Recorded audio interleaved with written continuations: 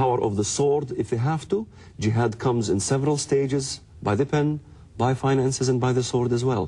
So it came to establish jihad, and if you look at every single Muslim demonstration, the war is with the Christian world. They don't differentiate between Presbyterian, Pentecostal, Catholic. They were all the Christian world. That's how they view America. It's almost unbelievable that a woman is living in a situation where she's virtually a possession and not a person. But that's the way it is. That's the way it is. In fact, my sister is married. She's covered from head to toe. She lives in Saudi Arabia. Her husband one time beat her up. And I asked her, and she says, well, it was for disobedience. I didn't obey him, so he beat me up. So, as a Muslim, I told her, well, you better start obeying your husband. I didn't, question my brother-in-law. I never questioned my father as he beat my mother. And the beatings my mother received is, infinitesimal to what you're talking about abuse here. A husband has the right to beat his wife. But it forbids to beating on the face, however. Some clergy forbid that, but there is wives beating. Well, we're going to be right back in just a moment. I want you to stay tuned for this word from our announcer, and we'll be back with Walid because he has some exciting things to tell you. Thank you so very much.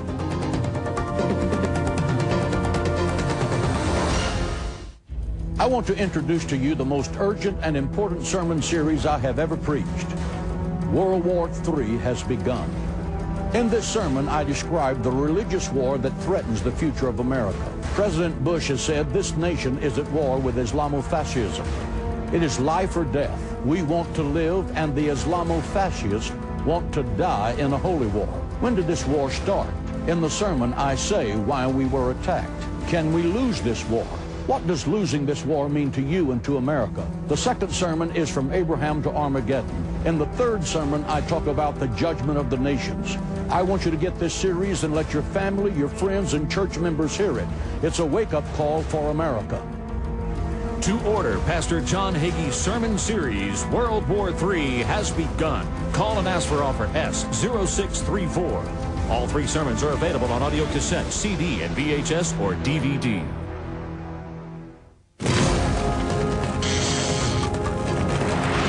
Thank you for rejoining us. Walid, tell us the impact of the Six-Day War on your life. I know that the Arab media was announcing that the Arab armies had driven the Jews out of Jerusalem, when in fact Jewish tanks were on the outskirts of Cairo, Egypt, and rumbling down the streets of Jordan. Tell us the impact of the Six-Day War on your life. I recall when the media was saying, we cleansed Jerusalem from all the Jews. After the battle was over, we opened the doors and we saw the Israeli tanks with the Star of David.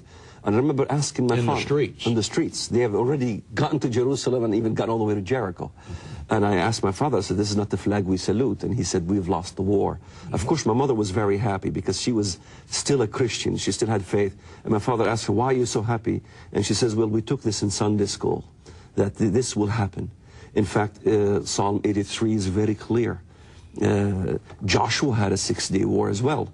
Because if you look at the text, it says on the 7th day, early in the morning, the children of Israel went around the walls of Jericho 7 times, and the walls fell down. Wonderful. So we've lived, all of us, a parallel to Joshua's war.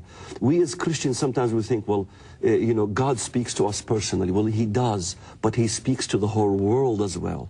This was a message from God to the whole world, that he's established Jerusalem as his capital, as the capital for Israel. Yet we didn't see this as Muslims. But when I read Psalm 83, it astonished me. When I read Amos chapter 9, verse 15, and I will plant them in their land, and no longer shall they be pulled out of that land. We tried in Yom Kippur. We tried in the 6 Days War. We tried many wars. We never succeeded because of that single promise that God gave in the book of Amos. Yes.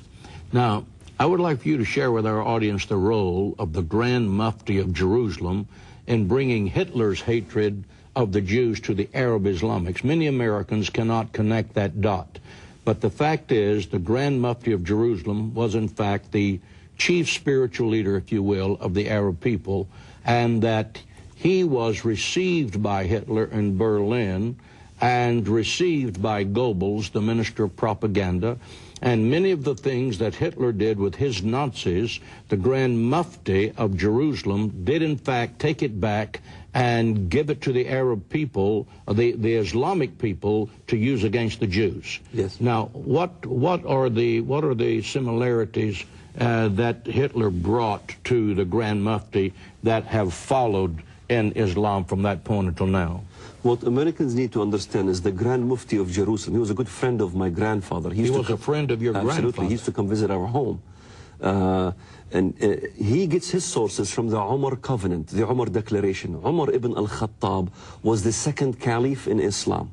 He was the friend of Muhammad, the prophet. Yes. That's where the source comes from. We have to put that in perspective. So he's connected. Yes, so it's not just some offshoot of Islam here. This guy just on his own whimsical interpretation. He was the Pope.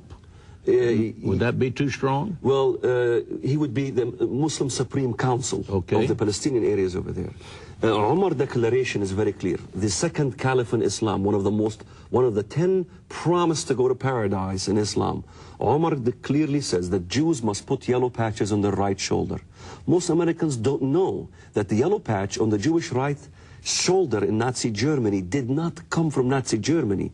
It came as an adoption from Spain because the Muslims ruled Spain. And if you compare the edicts that was issued by Umar ibn al-Khattab, which Hajj Amin al-Husseini also taught the Nazis, you find them to be almost exact. Jews must never enter into a Muslim bathhouse in the Umar Declaration. Jews must never enter into a German restaurant. Jews must never be a judge over Muslims. Jews must never be a judge over Germans. Jews must pay double the taxation in Nazi Germany. Jews must pay the jizya in accordance to the Quran. حتى يدفعوا الجزية عن يد وهم صاغرون, that they pay the taxation by an upper hand, may they be belittled. This is from the Quran itself. So Hajj Amin al-Husseini collaborated on the eve of the final solution. You should see his picture right there with Hitler. Most Americans do not know that the Nazi war machine was composed of 8 different Nazi divisions, 2 of which were Muslim fundamentalist. The Khanzar division, Bosnian, the Albanian division. They destroyed 90% of the Jewish people in Bosnia. They destroyed thousands of churches. Hajj Amin al-Husseini was called the Führer of the Arab world by Hitler. Wow. Yes, that was his nickname. He was the Führer of the Arab world. His job was to destroy the Jews in the Muslim world.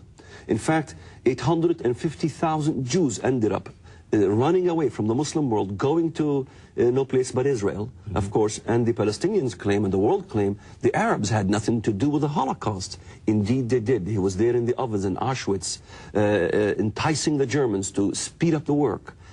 He had a huge role. Yet the Holocaust museums don't portray him as a Hitler because it's a sympathy by the Jewish community towards the Muslims, so they don't want to make some embarrassments. Well, it's a very real historical connection, and it helps Americans understand the demonic hatred that exists for the Jewish people.